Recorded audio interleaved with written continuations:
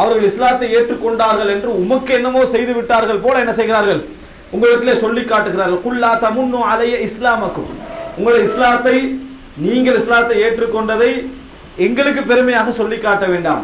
பலில்லாஹு யமுன்னு அலைக்கும், அல்லாஹ் தான் உங்களுக்கு என்ன செய்திருக்கிறான், அருள் புரிந்திருக்கிறான், அல்லாஹ் தான் உங்களுக்கு அருள் புரிந்திருக்கிறான் என்று சொல்லுங்கள் என்று சொல்லி அல்லாஹு தாலா என்ன செய்யறான், சொல்லி காட்டுகிறான். அதே போல அல்லாஹு தாலா அதாவது பிலால், சுஹைப் இது போன்ற மக்கள் இஸ்லாத்தை ஏற்றுக்கொண்டதன் மூலமாக அவர்கள் இஸ்லாத்தின் அடிப்படையில் உயர்ந்ததை அல்லாஹு தாலா என்ன செய்து காட்டுகிறான், ஒரு பெருமதியான ஒன்றாக காட்டுகிறார். இதெல்லாம் நான் இவ்வளவு சொல்றதுக்கு என்ன காரணம் என்றால், இஸ்லாம் என்பது ஒரு மனிதனுடைய வாழ்க்கையில் பிரித்து பார்க்க முடியாத ஒரு மிகப்பெரிய அருள்.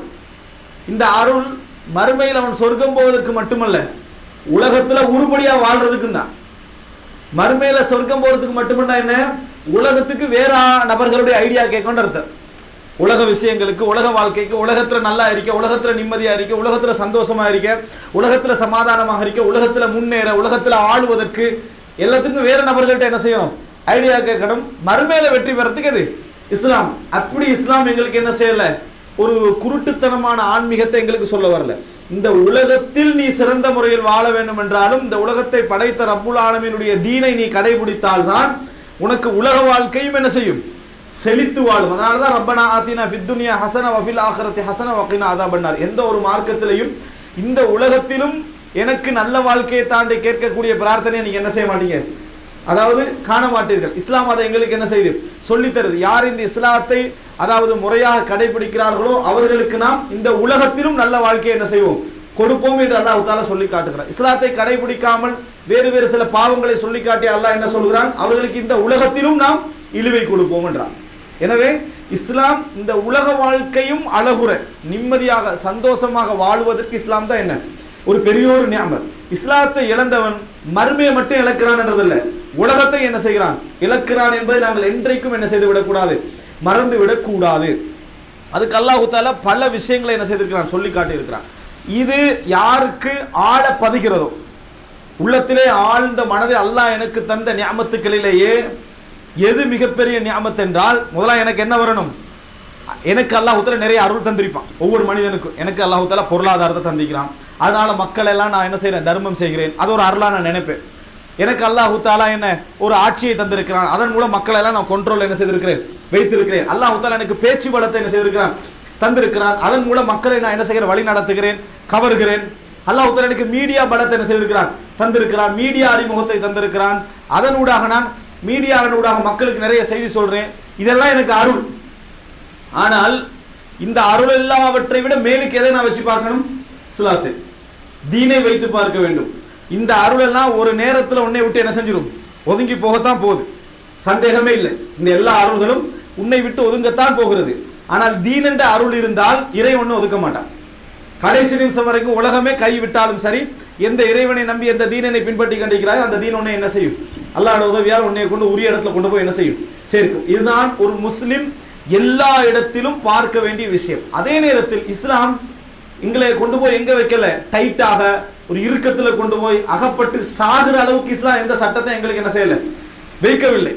இஸ்லாம் ஒரு மனிதன் குளித்துட்டு தான் தொழணும் என்று சொல்லுது, குளிக்க முடியாத நீ ஒதுவெடு என்று சொல்லுது, ஒதுவெடுக்க முடியாதவனுக்கு தயமம் செய்ய என்று சொல்லுது, தயமமே முடியாதவனுக்கு நீ என்ன செய், உனக்கு எந்த சந்தர்ப்பம் அது மாதிரி தொழுவன்னு சொல்லு, நின்று தொழுறவனுக்கு நின்று தொழு, முடியாதவனுக்கு இருந்து தொழு, முடியாத சாதி தொழு, இல்லையா மனசுல நினைச்சிக்க, அப்படி சொல்ற மார்க்கம். உரிய நேரத்துக்கு தொழு, முடியாதுன்னா சேர்த்துக்க, இல்லையா சுருக்கிக்க, இப்படி சொல்ற ஒரு மார்க்கத்துல நாம் என்ன செய்கிறோம், இருந்து கொண்டிருக்கிறோம். ஹலால் இது ஹராம், நிர்பந்தத்துல நீ ஹராத்தை என்ன செய்யலாம், செய்யலாம் என்று எல்லா விதமான அட்ஜஸ்ட்மெண்ட்டுகளுக்கும் சட்டங்களை வகுத்திருக்கக்கூடிய ஒரு மார்க்கத்துல நாம் என்ன செய்கிறோம், இருந்து கொண்டிருக்கிறோம். எனவே இஸ்லாம் என்ற நியாமத்தை சுமப்பதனால இந்த உலகத்துல எந்த விதமான நஷ்டமும் எங்களுக்கு வந்துட போறதும் இல்லை.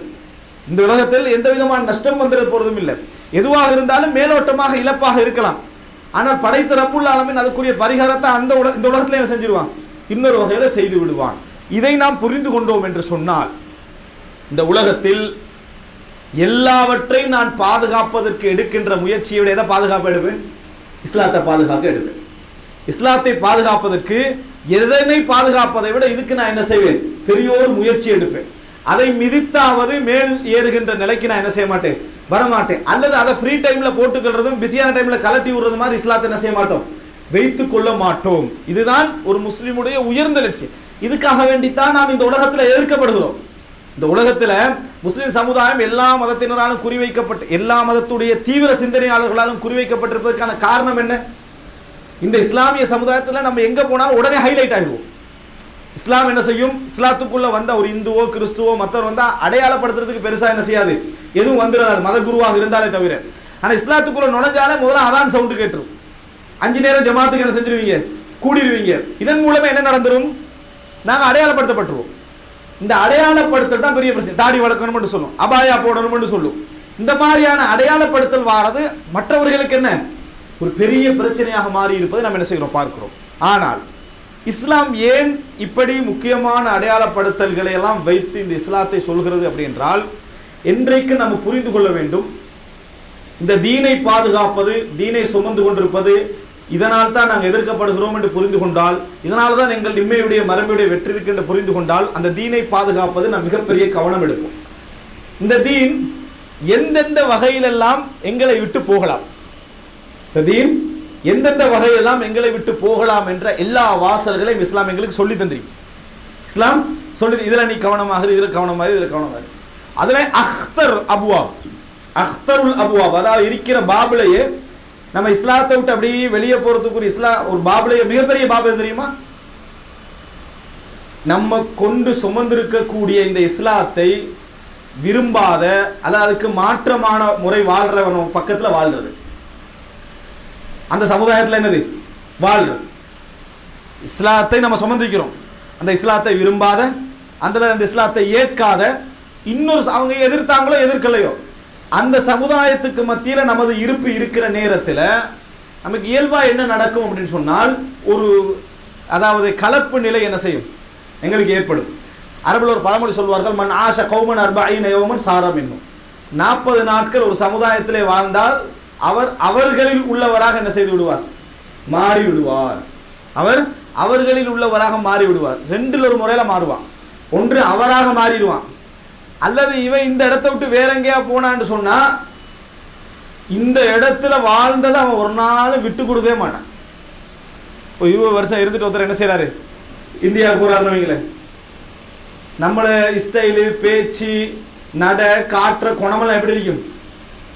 இங்கே இதே வேர்வையில தான் உட்கார்ந்துட்டு இருக்கிறோம். அங்கே போயிட்டு வேர்வை அடிச்ச உடனே இதனால தான் நான் இந்த நாட்டுக்கே வரதில்லைன்றது. எங்க அங்கே போய் சொல்றது என்ன, இது அது அங்கே இங்கே ஃபுல்லாகவே நம்ம ஏசியில தானே இருந்தோம். அதனால அந்த வெயிலுக்கு இந்த வெயிலுக்கு டிஃபரெண்ட், விஞ்ஞான ரீதியா விளங்கிட்டா. அந்த வெயிலால கருக்காது, எந்த வெயில் கருக்க வைக்க, இந்த வெயில், இதெல்லாம் எதனால மனுஷன் ஏற்படுத்திக்கிறான் தெரியுமா? இதெல்லாம் விஞ்ஞான ரீதியா ரிசர்ச் பண்ண நிரூபிச்சா பேசுறாங்க எல்லாரும். அந்த வெயில் வேற, இந்த அங்க வேற சூரியனா இல்லையே, எல்லாம் அதே ஸ்பீட், அதே வேகமும் அதே அந்த கனதியும் தான் இருக்கும்.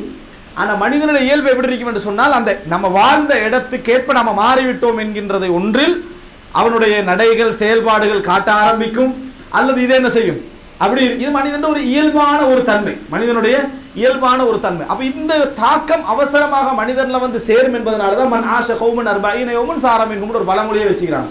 40 நாள் வாழ்ந்தா அவர்கள் உள்ளவர்கள் தான் அப்படி என்கின்ற. இதனால இஸ்லாம் என்ன செய்துட்டு அப்படின்னு சொன்னால், ஒரு இஸ்லாமிய நாடும் ஒரு முஸ்லிம் நாடும் நம்ம அதாவது வாழக்கூடிய ஒரு சூழ்நிலை, பாதுகாப்பான ஒரு சூழ்நிலை இருந்தால் ஒரு முஸ்லிம் இயன்ற அளவுக்கு அந்த நாட்டுக்குள்ள என்ன செஞ்சிடணும், ஒதுங்கிவிட வேண்டும் என்று சொல்வதற்கான காரணம் தீனுடைய பாதிப்பு. அந்த தீன் அவனுக்கு என்ன செய்ய, அந்த கலப்பு என்ன செஞ்சிடும், அந்த தீனை எப்படியாவது தஹ்வீன் பண்ண வச்சிடும், கொஞ்சம் கொஞ்சம் கொஞ்சம் கொஞ்சமா லேசாக்கிடும். ரசூல் ஸல்லல்லாஹு அலைஹி வஸல்லம் என்ன சொல்றாங்க, மஸலுல அதாவது அந்த ஜலீஸ் சாலிஹ், உண்மையான நண்பனுக்கு, அதாவது நல்ல நண்பனுக்கு கெட்ட நண்பனுக்கு உதாரணம் ரசூலுல்லாஹ் சொன்னாங்க. அந்த பக்கத்தில் இருந்தாலே அந்த தாக்கம் என்ன செய்யும், அத்தர் வியாபாரியுடைய தாக்கமும் பொற்களுடைய தாக்கமும் ரெண்டு என்ன செய்யும், 2 விதமான விளைவை ஏற்படுத்தித்தான் ஆகும். நீங்க மாறாது விட்டாலும் சரி, அந்த நாற்றம் மற்றவனுக்கு என்ன செய்யும், அடிக்க, இந்த வாசம் மற்றவனுக்கு என்ன செய்யும், அடிக்கத்தான் செய்யும் என்று ரசூல் ஸல்லல்லாஹு அலைஹி வஸல்லம் சொன்னார்.